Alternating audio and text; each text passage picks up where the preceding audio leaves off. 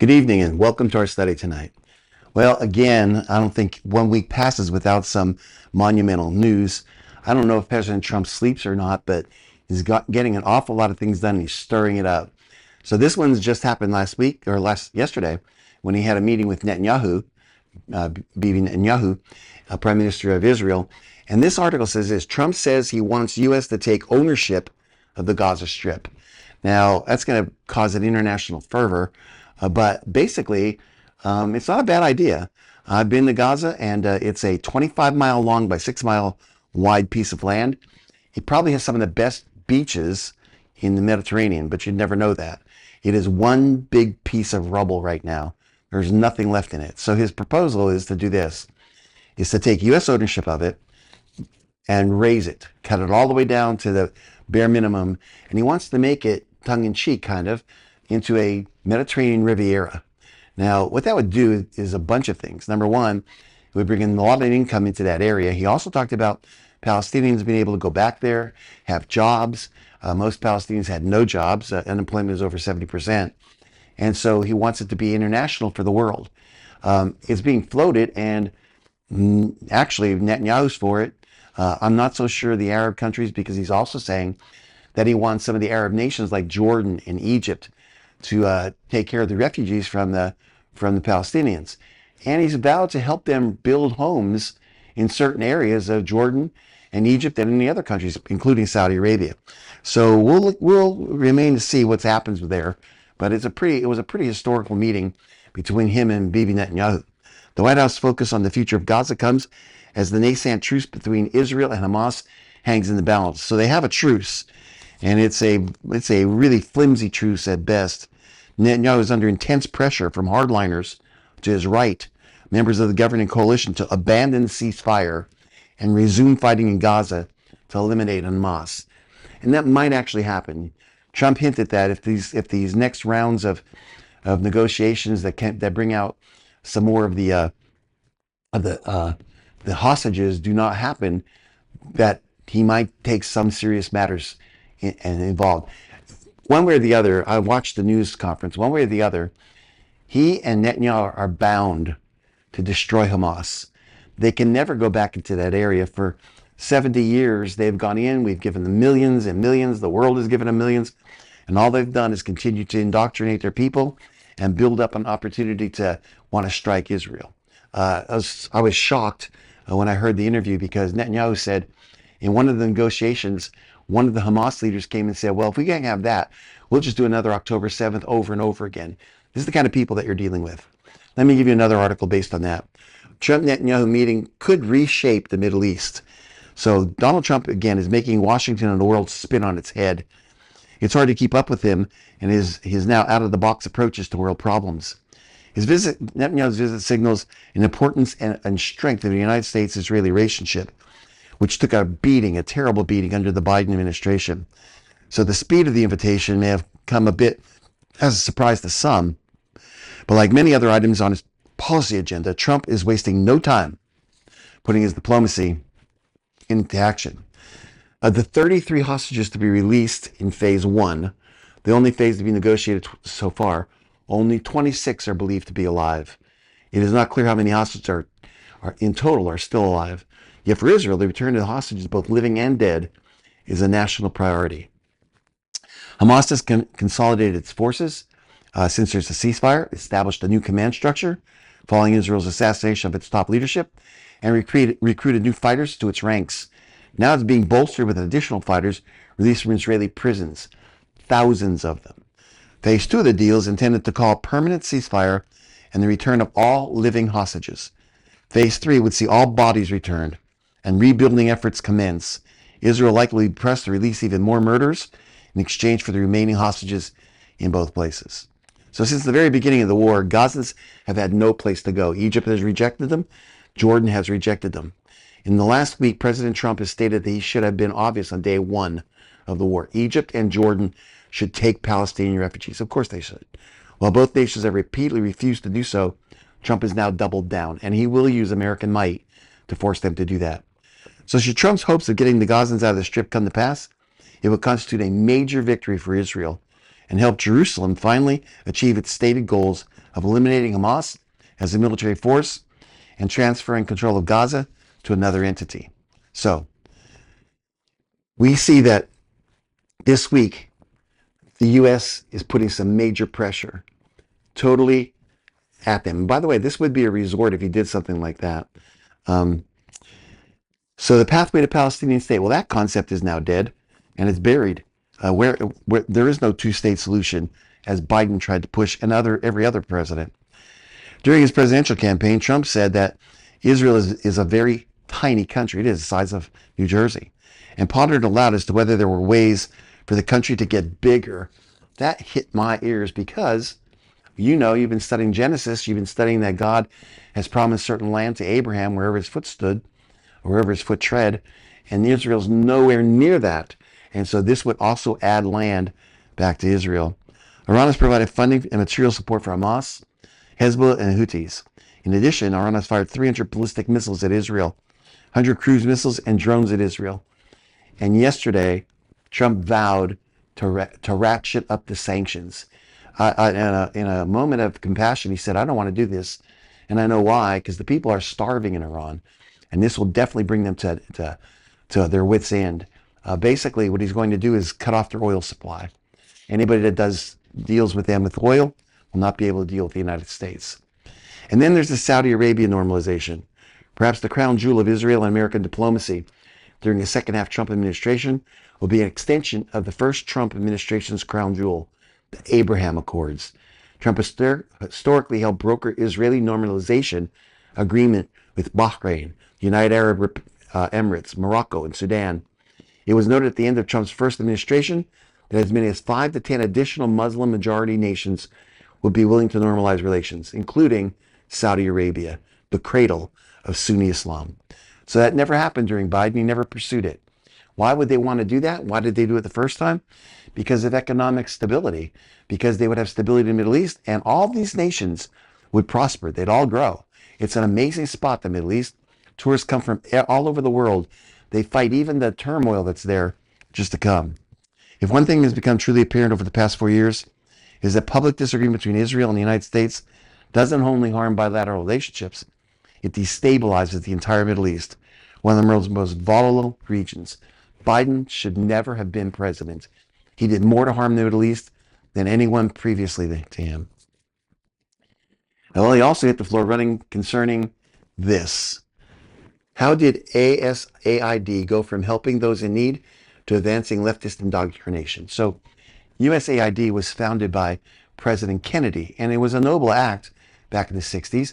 It was to help underdeveloped nations, help them with vaccines, help them with medical, help them with food.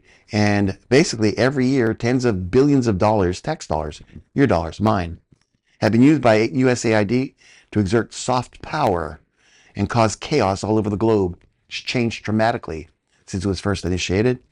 Most Americans that have heard of it think that USAID's primary purpose is to deliver humanitarian assistance to nations that desperately need it.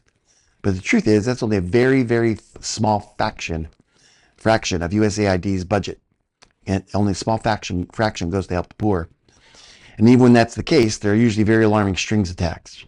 Here's just a few examples of the waste and fraud that have been talked about in the last day or so. 1.5 million to advance diversity, equity, and inclusion in Serbia's workplaces and business communities. 70,000 for production of a DEI musical in Ireland. 2.5 million for electrical vehicles in Vietnam. Vietnam barely has any automobiles to begin with. $47,000 transgender opera in Colombia. $32,000 for a transgender comic book in Peru. 2 million for sex changes and LGBT activism in Guatemala, and 6 million for tourism in Egypt. Hundreds of thousands of dollars for nonprofit linked to designated terrorist organizations. What the USAID does is they go in and they help sponsor people who are trying to overthrow governments. No government likes them. The program, the condoms for Gaza, which was $50 million, came from them. For decades, the United States Agency for International Development has been unaccountable to taxpayers as it funnels massive sums of money to the ridiculous and in many cases malicious pet project of entrenched bureaucrats with next to no oversight. Those running USAID thought they were untouchable, but they weren't. On Sunday, Donald Trump told the press that the organization was being run by a bunch of radical lunatics. And I totally agree with Trump. Virtually everyone at the USAID needs to be removed from their positions. Fortunately, things are moving in that direction. USAID employees were told to stay home on Monday, and hundreds of staffers were locked out of computer systems. The advice came via a notice distributed by career bureaucrats, AP reports, after Elon Musk announced President Donald Trump has agreed with him to shut the agency down. So, he said, as we dug into USAID, it became apparent that we have here is not an apple with a worm in it, but we have actually just a ball of worms. A ball of worms. He said it's beyond repair. The truth is that it's actually an evil organization. I think that Trump and Musk would like to shut USAID down completely, but for now it's being absorbed by the State Department. Secretary of State Marco Rubio is now the acting director of USAID, and he is not messing around. He accused the agency of not cooperating with requests for information on how it spent taxpayers' dollars. Their attitude is, he said, we don't have an answer to you because we are independent. We answer to no one. Well, that's not true, and that will no longer be the case, Rubio said. For way too long, USAID has been used as a weapon to interfere in the international affairs of other nations. Naib Bluki, who is doing great things as the president of El Salvador, has explained why most countries do not want USAID money. He said on his media post, most governments don't want the funds flowing into their country because they understand where much of that money actually ends up. While marketed as support in development, democracy, and human rights, the majority's funds are funneled into opposition groups, NGOs, non-governmental organizations, with political agendas and destabilizing movements. That quote doesn't come from some random guy on the internet. That's the president of El Salvador. It is time for all this to come to the end. We should not try to overthrow governments that we do not like. Of course, USAID money has also been used to promote abortion. During the Biden administration, the organization was frequently used to push abortion in Africa. And what did they do with the money in these African nations that push for abortion? Well, they supported gain-of-function research at the Wuhan laboratory in China that caused the pandemic.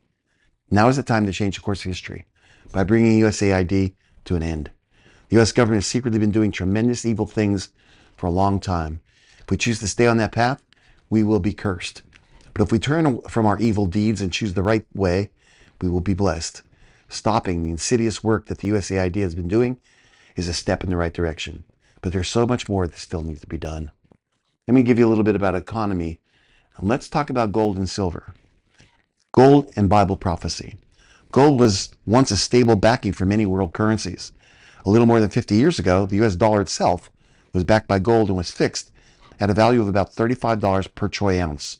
In 1971, currency inflation, economic competitiveness, and other factors moved then President Richard Nixon to decouple the US dollar from gold, making the dollar a pure fiat currency, only backed by the government's promise. Today, right now, 1 ounce of gold costs roughly $2,870, from $35 an ounce to $2,870. And gold is currently at or near its highest value ever in relation to most of the world's currencies. The American dollar has been the world's reserve currency for 80 years, but calls to dethrone the dollar are growing. China has been buying massive amounts of gold in recent years, likely toward that objective. In 2022, the U.S.-led Western nations froze the assets of Russia to punish the nation economically after its invasion of Ukraine. This prompted China to dive into a gold buying spree and reduce its massive holdings of U.S. Treasury notes. It has been estimated, wait till this, that China's central bank has purchased 1,000 metric tons of gold since then, and according to one analyst, may now hold 5,000 metric tons. 1 metric ton is 1,000 kilograms, slightly over 2,200 pounds.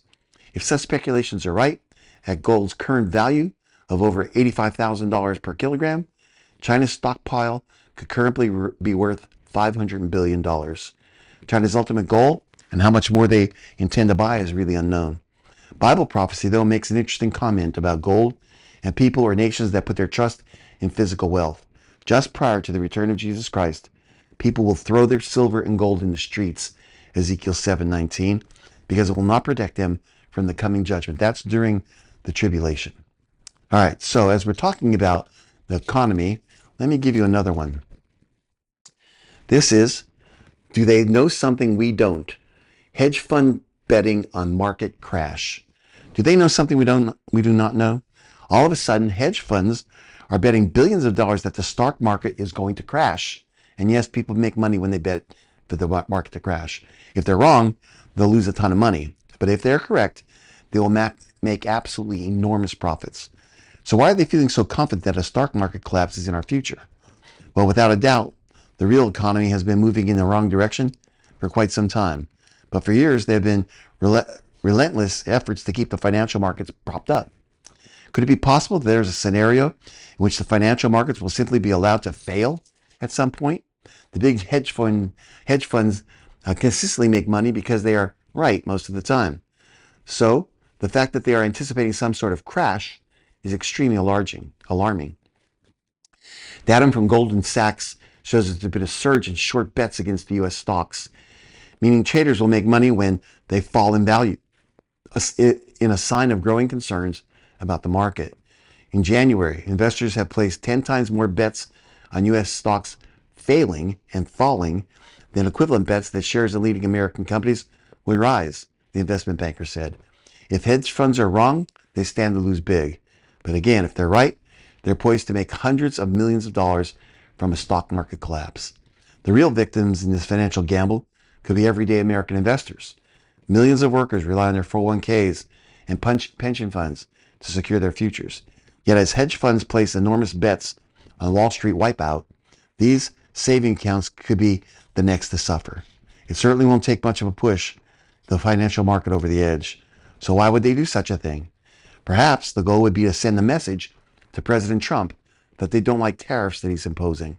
President Trump on Saturday signed an executive order that imposes 25% tariffs on imports from Canada and Mexico, while adding an additional 10% levy on goods from China. Harvard professor Jason Furman suggests that Trump would soon be forced to back off because of what will happen to the financial markets. Less than 2 weeks and in 25% tariffs, our close allies, and 10% in China. Plus, a credible promise that they will go even higher when there is inevitable retaliation. It is certainly true that these tariffs will be disruptive.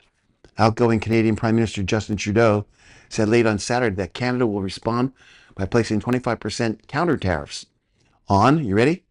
Items such as beer, wine, bourbon, fruits, fruit juices, vegetables, clothes, perfume, household appliances, plastic, and lumber subject to tariffs. If this trade war goes on for an extended period of time, there'll be very serious consequences all over North America. But Mexico and Canada will feel the pain much more than we will. The impact on those economies of a three-way tariff conflict could be several times larger than it would be in the United States. If you live in Mexico or Canada, brace yourself because economic conditions are about to change very rapidly. Interestingly, all this economic uncertainty has caused the price of gold to spike. It has also created a lucrative arbitrage opportunity for big banks. Stock prices shot to record high this week. Both of those things don't usually happen at once. And so we're going to watch it as this plays out. Let's go a little bit further and talk about this under religion. California government app advises teens to drop Christianity and embrace the occult. I don't know. Is California even part of us? I know there's lots of you that live in California, and we pray for you because we know that you study and you love the Lord, and you write to us, you donate to us, and my heart goes out to you because of your government. And I'm sure that you're upset with it also. And that's why I bring you these things. An official mental health app backed by the state of California is targeting vulnerable children with controversial propaganda involving the occult, the New Age, homosexuality, transgenderism, fornication, and more. The attack on biblical principles and precepts is clear. But critics now are sounding the alarm in California, thank God. Under the guise of helping California teens with self-esteem and emotions, the new program known as Soluna features blatantly pagan and occult themes, from magicians and tarot cards to channeling that high priestess and touting lesbian characters. The controversial topics are ubiquitous. One lesson is called Tarot and Tidings, a holiday spread to protect your peace. This holiday tarot spread holds the secrets to boundary-setting magic, meaning less chaos and more clarity. The Bible refers to such practices as an abomination to God. The Tarot and Tidings segment's first card, as the state's mental health scheme for children calls it, you hold the power to create your own reality. It urges the children to protect your energy and to get ready to cast spells. The next card in the Tarot series features a high priestess, where students are taught to channel that high priestess when family members ask cringy questions, like religious questions during the holidays. It then calls on students to embrace the hermit energy, because it's where your magic grows. Yet another lesson teaching children about physical intimacy encourages fornication. Taking the next step with someone special is a big deal, it says. It can be an exciting way to deepen your connection. The app informs children. Ready to get spicy and safe? Let's chat. So the app seems calculated to undermine biblical religion and inoculate children against it too. In an exercise called Thought Shaker, it's supposed to boost confidence and self-esteem. Teens are given bizarre slogans, such as everything is temporary, I'm good enough, I love who I am, I'm worthy of a happy and fulfilling life, and more. Apparently, there's no place in the program for biblical precepts, such as all of us fall short of the glory of God, and that all have sinned. That all deserve eternal punishment for sin, and everyone who accepts Christ as their Savior to be redeemed will go to heaven. Instead, children are taught to believe they're perfect as they are. They don't need a Redeemer at all or any repentance.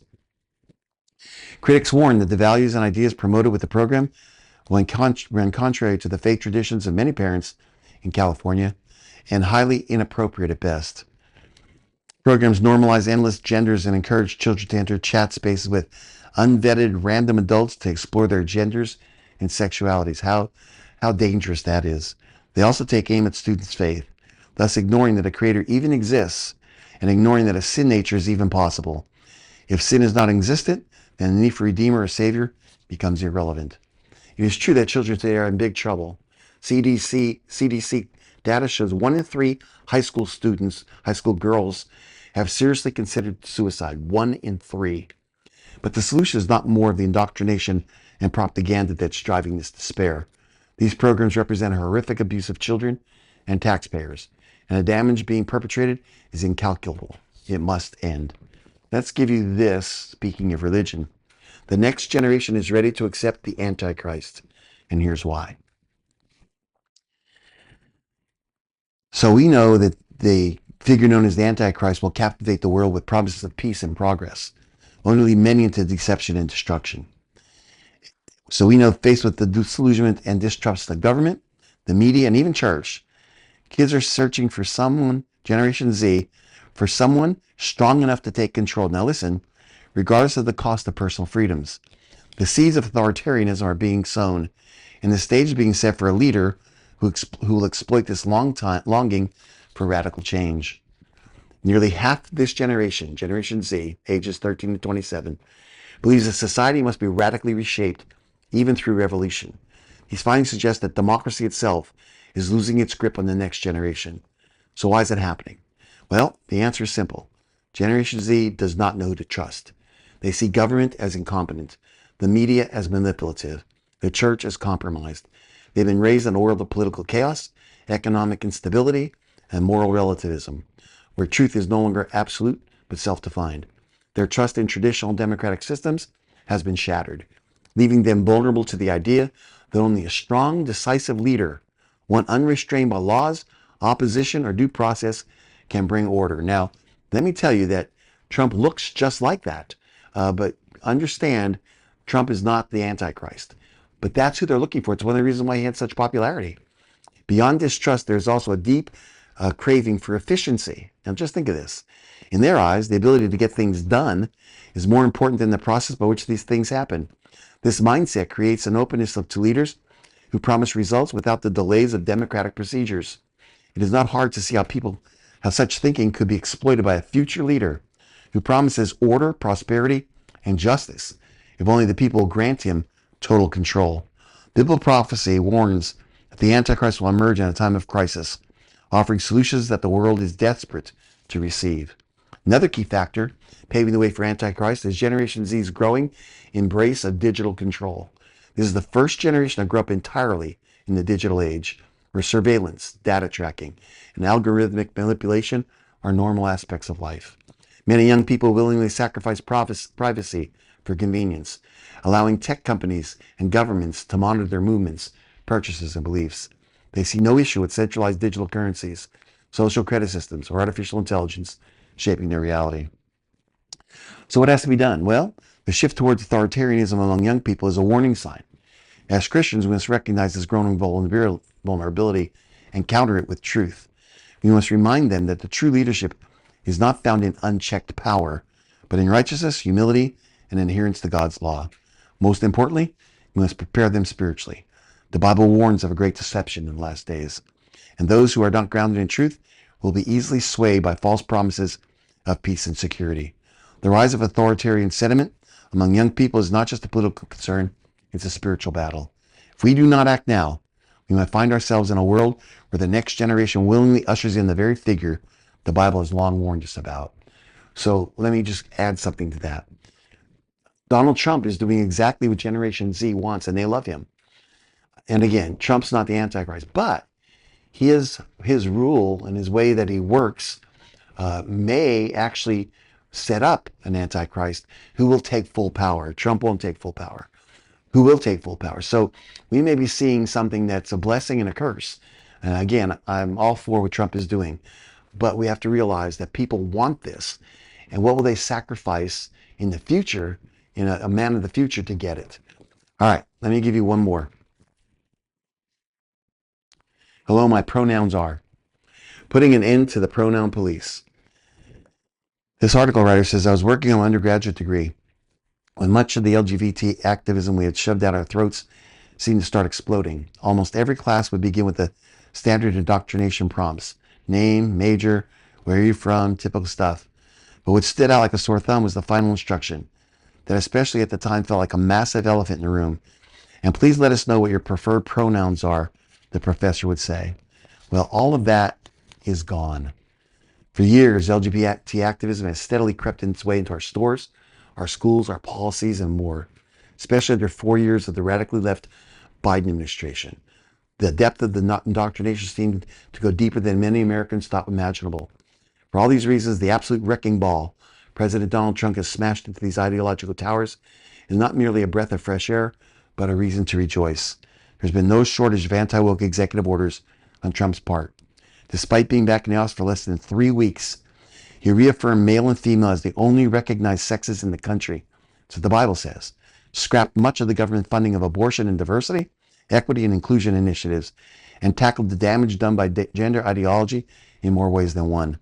And the reason the topic of preferred pronouns was brought up at the onset, because it's yet another area Trump has said absolutely no more.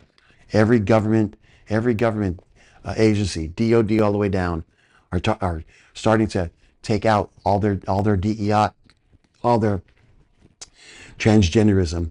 The DOD components and military departments will not use official resources to include, and I'm quoting, man hours to host celebrations or events related to cultural awareness months, including, listen to this, National African American Black History Month, no more.